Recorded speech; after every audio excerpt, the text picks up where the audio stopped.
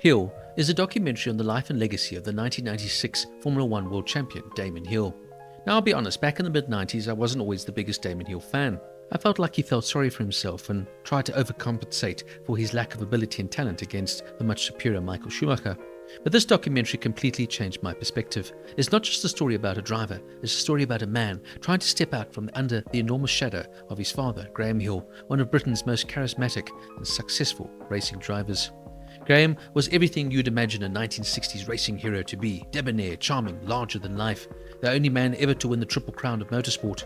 He was nicknamed Mr. Monaco and won 2 Formula One World Drivers' Championships. He unfortunately died at the age of 46 in November 1975 in a plane crash.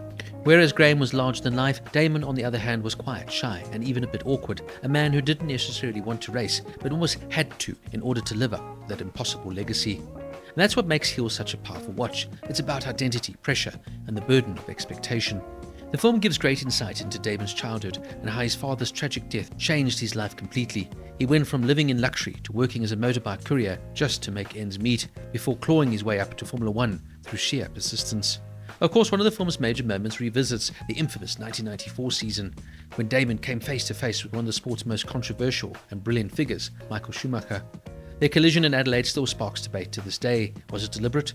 The documentary doesn't dwell too much on the conspiracy, but it does remind us just how intense their rivalry was. Interestingly, Schumacher missed several races that year due to disqualifications, a detail glossed over in the film, but crucial into the context of that title fight. What the documentary does, however, cover beautifully and tragically is, of course, the untimely death of Ayrton Senna on the 1st of May 1994, and how Damon had to pick up the pieces and become the lead driver within Williams. Then comes the disastrous 1995, where Damon lost his way.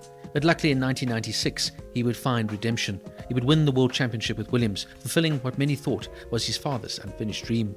But just when you expect the story to continue, the documentary ends rather abruptly after this championship triumph.